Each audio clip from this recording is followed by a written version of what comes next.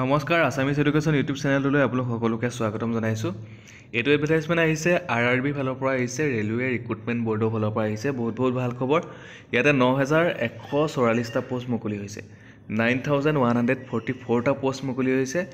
Central গভৰ্ণমেণ্টৰ চাকৰি হয় আৰু এইকেইটা পোষ্টৰ বাবে আপোনালোকে অনলাইন যোগে আবেদন কৰিব লাগিব। 8 এপ্ৰিল 2024লৈকে আছে লাষ্ট ডেট। আপোনালোকে সোনকালে আবেদন কৰি ল'ব পাৰিব। মই ডেছক্ৰিপশ্যনত অফিচিয়েল এডভাৰটাইজমেণ্টটো লগতে যোনটো অনলাইন আবেদনৰ লিংকটো মই ডেছক্ৰিপশ্যনত দি থোৱা আছে, আপোনালোকে তাতে গৈ গোটেইখিনি চাই ল'ব পাৰিব, লগতে আবেদনো কৰি ল'ব পাৰিব। এতিয়া কৈছোঁ পষ্টটো কি হয়। নেম অফ দ্য পষ্টটো হৈছে টেকনিচিয়ান। নাম্বাৰ অফ পষ্ট আছে 9144টা আছে টোটেল। টেকনিচিয়ান গ্ৰেড 1 ছিগনেলৰ কাৰণে আছে 1092টা আছে, আৰু টেকনিচিয়ান গ্ৰেড 3 কাৰণে আছে 8052টা আছে। Number of post under RRB Guwahati. আমাৰ গুৱাহাটীত আছে, অসমৰ গুৱাহাটীত আছে 246টা, 246টা আছে। আৰু টেকনিচিয়ান গ্ৰেড 1 ছিগনেলৰ কাৰণে 6টা পোষ্ট আছে আমাৰ গুৱাহাটীত, আৰু টেকনিচিয়ান গ্ৰেড 3 240টা পোষ্ট আছে গুৱাহাটীত। ঠিক আছে, এতিয়া গৈছোঁ পে স্কেলটো কিমান হ'ব। এতিয়া যদি চাই টেকনিচিয়ান গ্ৰেড 1ৰ কাৰণে যদি দৰমহা চাই, তেতিয়াহ'লে দৰমহা ভালেমানখিনি দিব। 29,200 ৰুপিজ পাব আপোনালোকে টেকনিচিয়ান গ্ৰেড 1 ছিগনেলৰ কাৰণে, আৰু টেকনিচিয়ান গ্ৰেড 3 কাৰণে পাব আপোনালোকে 19,900 টকা। ঠিক আছে, লগতে গ্ৰেড পে চেট পেও থাকিব। এতিয়া কৈছোঁ এজ লিমিটটো কিমান হ'ব লাগিব। এজ লিমিটটো হ'ব লাগিব টেকনিচিয়ান গ্ৰেড 1 ছিগনেলৰ কাৰণে 18 to 36 ইয়াৰ্ছলৈকে আবেদন কৰিব পাৰিব। 18 বছৰৰ পৰা 36 বছৰলৈকে আবেদন কৰিব পাৰিব। তাৰপিছত আহিলে টেকনিচিয়ান গ্ৰেড 3 কাৰণে। টেকনিচিয়ান গ্ৰেড 3 কাৰণে 18 বছৰৰ পৰা 33 বছৰলৈকে আবেদন কৰিব পাৰিব। 18 to 33 ইয়াৰ্ছলৈকে আবেদন কৰিব পাৰিব। আৰু ইয়াতে আপোনালোকে গম পায় এজ ৰিলেক্সেশ্যন থাকে। OBC NCLৰ কাৰণে 3 বছৰ এক্সট্ৰাকৈ থাকে। SC ST কাৰণে 5 বছৰ এক্সট্ৰা থাকে। PWD UR আৰু EWSৰ কাৰণে থাকে 10 বছৰ এক্সট্ৰাকৈ থাকে। PWD OBC NCLৰ কাৰণে 13 বছৰ এক্সট্ৰা থাকে। PWD SC ST কাৰণে 15 বছৰ এক্সট্ৰা। ঠিক আছে। এতিয়া কৈছোঁ শিক্ষাগত অৰ্হতা, এডুকেশ্যনেল কোৱালিফিকেশ্যন কিমান হ'ব লাগিব।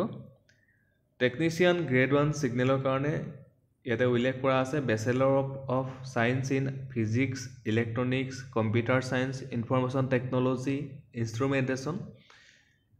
এতিয়া অৰ দি থোৱা আছে or BSc in combination of any sub stream of basic stream, physics, electronics, computer science, information technology, instrumentation. So' এইকেইটাৰ ভিতৰত যিকোনো এটাৰ পৰা আপোনালোকে পাছ কৰা হ'লে আবেদন কৰিব পাৰিব। এতিয়া অৰ দি থোৱা আছে অৰ 3-year diploma in engineering in the above basic stream or in combination of any above basic stream। ঠিক আছে, 3 বছৰ আপোনালোকে ডিপ্ল'মা ইন ইঞ্জিনিয়াৰিং কৰা হ'লেও আবেদন কৰিব পাৰিব। ইয়াতে অৰ দি থোৱা আছে অৰ ডিগ্ৰী ইন ইঞ্জিনিয়াৰিং কৰা হ'লেও আবেদন কৰিব পাৰিব। ঠিক আছে, নেক্সট কৈছোঁ টেকনিচিয়ান গ্ৰেড 3 কাৰণে শিক্ষাগত অৰ্হতা কিমান লাগিব।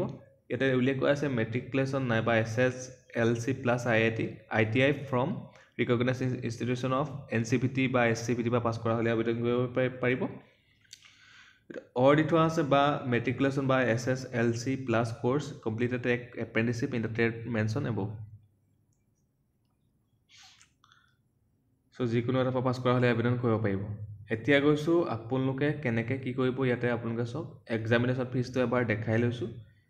SC ST কাৰণে 250 টকা, এক্স ছাৰ্ভিচ মেনৰ কাৰণে 250 টকা, তাৰপিছত ফিমেল কেণ্ডিডেটৰ কাৰণে 250 টকা, ট্ৰেন্সজেণ্ডাৰ যদি হয় 250 টকা, মাইনৰিটিজ কাৰণেও 250 টকা, ইকনমিকেলি বেকৱাৰ্ড ক্লাছৰ কাৰণে 250 টকা, কিন্তু বাকীখিনিৰ কাৰণে 500 টকা।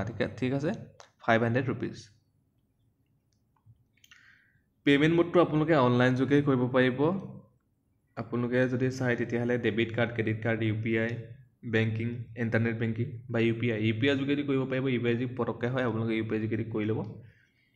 অনলাইন আবেদনৰ লিংকটো মই দি থোৱা আছে ডেছক্ৰিপশ্যনত। অনলাইন আবেদন ষ্টাৰ্ট 9 মাৰ্চ 2024। ঠিক আছে, আজি হৈছে 9 মাৰ্চ, আজিৰ পৰা অনলাইন আবেদন ষ্টাৰ্ট হৈছে। লাষ্ট ডেট হৈছে 8 এপ্ৰিল 2024, আৰু date of modification of application from 9 to 18 April 2024। মই ডেছক্ৰিপশ্যনত অনলাইন আবেদনৰ লিংকটো, অফিচিয়েল এডভাৰটাইজমেণ্টৰ লিংকটো গোটেইকেইটা দি থোৱা আছে। আপোনালোকে যাব গোটেইখিনি চাব লগতে অফিচিয়েল এডভাৰটাইজমেণ্টটো শ্বৰ্ট নটিফিকেশ্যনটো যোনটো আগতে আহিছিলে সেইটো গোটেইখিনি দি থোৱা আছে আৰু যদি আপোনালোকে কিবা বুজি নাপায় কমেণ্ট কৰি জনাব মই আপোনালোকক কমেণ্টৰ ৰিপ্লাই দিম চ' আপোনালোকে যদি আমাৰ চেনেলৰ ভিডিঅ' চাই ভাল পায় চেনেলটো ছাবস্ক্ৰাইব কৰি দিব ভিডিঅ'টো সকলোকে শ্বেয়াৰ কৰিব ধন্যবাদ